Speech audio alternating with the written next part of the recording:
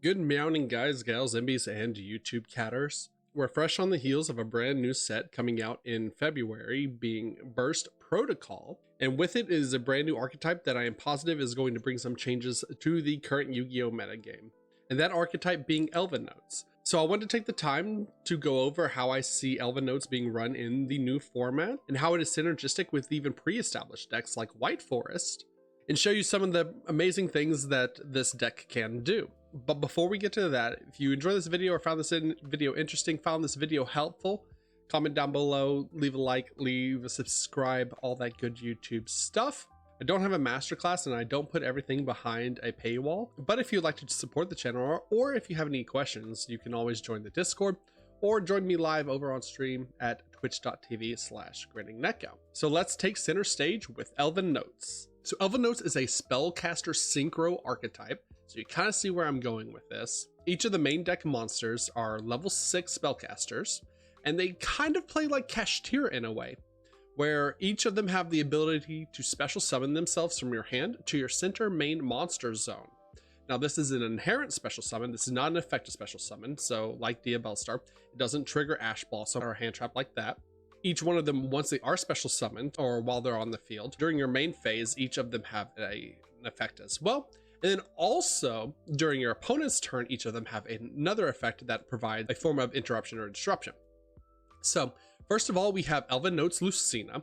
This is a level 6 spellcaster, 2500 attack, 1800 defense. You can special summon this card from your hand to your center main monster zone. Now you can only do this once per turn, obviously, but during your main phase, you can add one ElvenNotes monster from your deck to your hand, except ElvenNotes Lucina. So this is basically your Kashtira Fenrir for the archetype. Then, during your opponent's turn, quick effect, you can switch the locations of this card in your main monster zone and the monster in your center monster zone. So later on in your combo, during your opponent's turn, say we special summon this back. During our opponent's turn, you can target whatever monster is in your center main monster zone, switch these two, and then their effect triggers. This one has the ability that you can return one level 6 or lower monster your opponent controls to your hand. So kind of a compulse effect. We have ElvenNotes Diana, who also is able to special summon from your hand to the center main monster zone. But during your main phase, you can place one ElvenNotes continuous spell directly from your deck face up on the field. So again, this is not searching it, so it does let you play around and draw a little bit. It's just directly placed, kind of like a Diabellstar effect. And then during your opponent's turn, quick effect, you can switch the locations of this card and the monster in your main monster zone, center main monster zone. And then you can banish one random card from your opponent's hand face up until the end phase. So this is a hand loop effect that for some reason Konami keeps printing for these brand new archetypes. So we get to hand loop our opponent for one as a form of disruption during their draw phase with this card. And then we have ElvenNotes Fortuna, which again lets us special summon from our hand to the center main monster zone. Anytime during your main phase, you can place one ElvenNotes continuous trap from your hand or deck face up on your field. So same as Diana, just it places the continuous trap. And then finally we have one ElvenNotes Power Patron. This is a level 1 Fiend Tuner. Cannot special summon from the extra deck except synchro monsters. You can only use the following effects of ElvenNotes Power Patron once per turn. Then during the main phase quick effect, you can target the monster in your main monster zone, increases level by 3 until the end of the turn. Then immediately after this effect resolves, you can synchro summon one ElvenNotes monster or one Genora, the Power Patron of Tuning. And then if this card is sent to the graveyard as synchro material, you can add one ElvenNotes card from your deck to your hand. This is the main tuner to get into your ElvenNotes synchro monsters.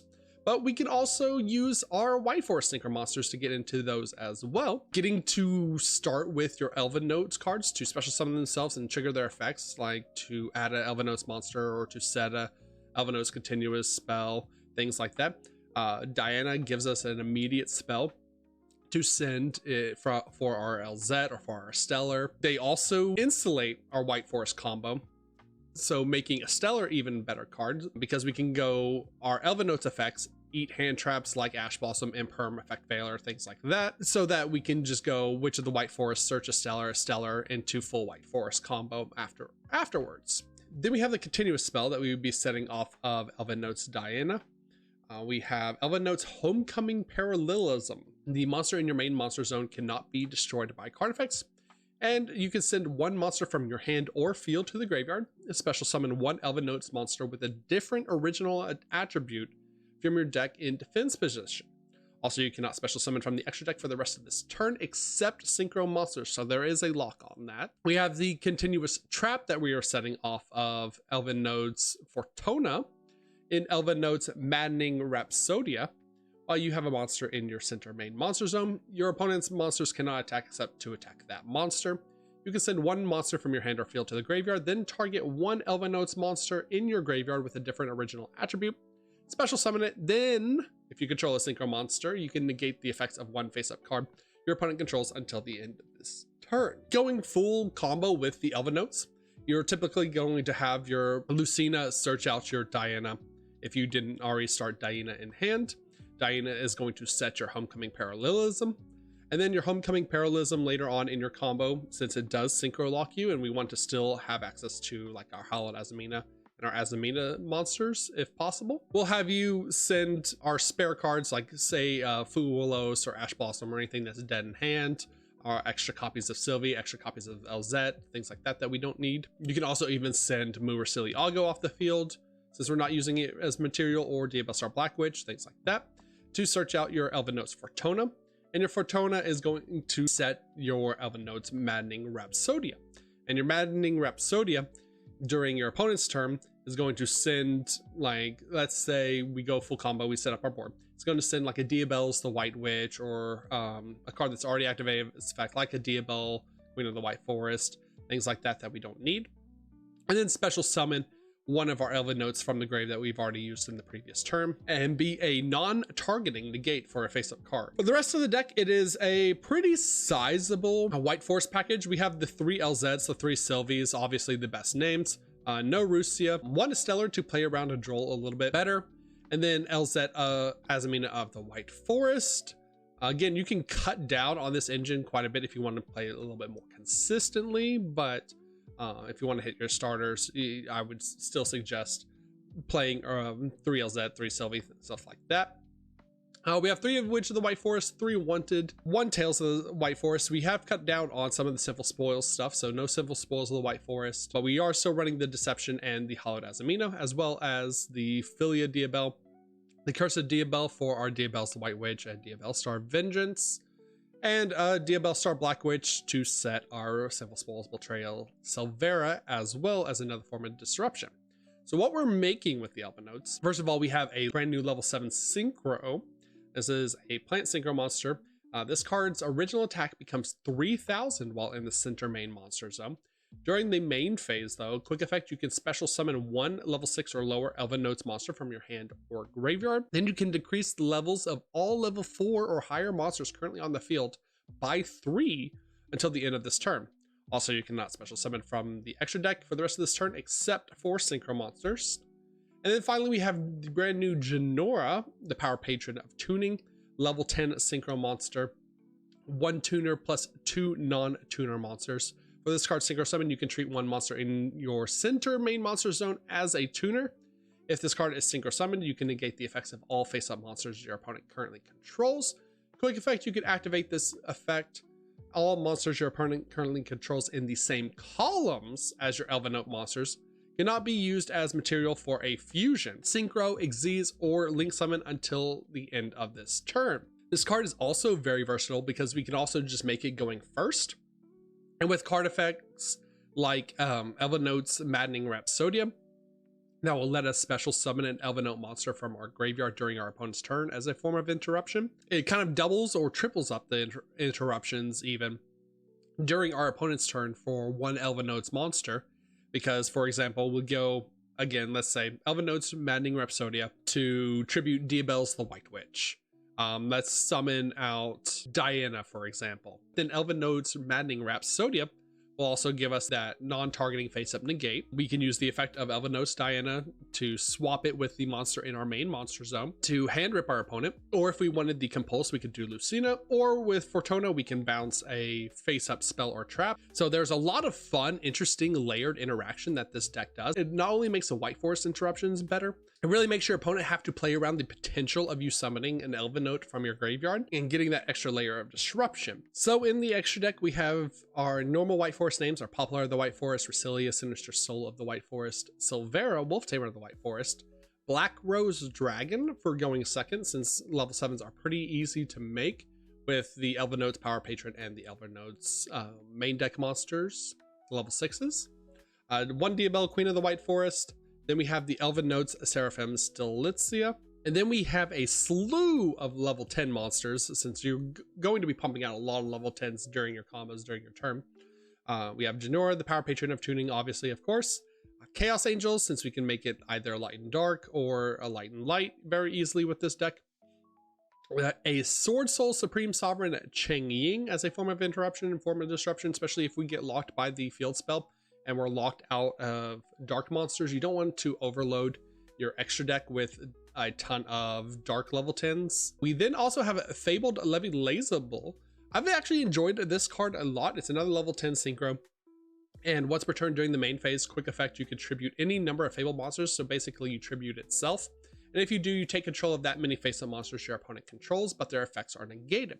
So for decks like Yummy, for example, that they really need their normal summon, or they really need to have a Yummy name on the field to go into Yummy Snatchy and to begin special summoning the monsters from their hand, we can take their first Yummy name to prevent them from continuously special summoning from their hand. We of course have Snake Eyes Vengeance Dragon, one Magistus Torozo, since this deck does sometimes break on just like wanted Diabell Star lines and you'd still need a way to get into your White Forest stuff. Murcielago and Ilia Severa, since these are the only two Alzaminas you still really need. And then since we're making a ton of level 6s, so we have an Evolzar Lars. This deck obviously is not finalized or anything right now, the card's not even released yet. So for the hand traps, I just threw in 3 Mold Charming Fuelos, 3 Ash Blossom, 3 Imperm for just generalization's sake. You can cut down on some engine if you want to play double Perulia as well. That's why they're just hanging out right here. But I just wanted to show off the engine and show how these two archetypes are very synergistic into one another. I did also forget that Resilia does let us search a light spellcaster monster. So if we do not have access to our ElvenNotes line and strictly just have access to our White Forest line, we can search the ElvenNotes Fortuna to special summon from our hand as well to get into our ElvenNotes access. That being said, I wanted to go over a simple test hand with this deck and kind of show off the different effects and different abilities of the ElvenNotes, what forms the layers of interruption that you can end on with this new iteration of White Forest. All right, so with the ElvenNote engine, we can insulate our combos and insulate our White Forest plays with the ElvenNotes monsters themselves. Like I said before, it kind of plays like the Kashtira engine, where you want to use your ElvenNotes monsters effects first to kind of eat hand traps or check for hand traps like your Imperms, like your Effect Failures, like your Ash Blossoms. And in doing so, actually makes your normal summons of your White Forests weaker cards, like a Stellar, for example, a lot better. So first, we're going to check for Ash with Wanted. Wanted is going to add our Diabell Star from deck to hand.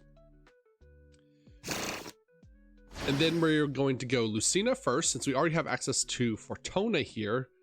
Just again to check for an Ash Blossom or check for Effect Failure and Imperm, things like that. It's going to add our Diana.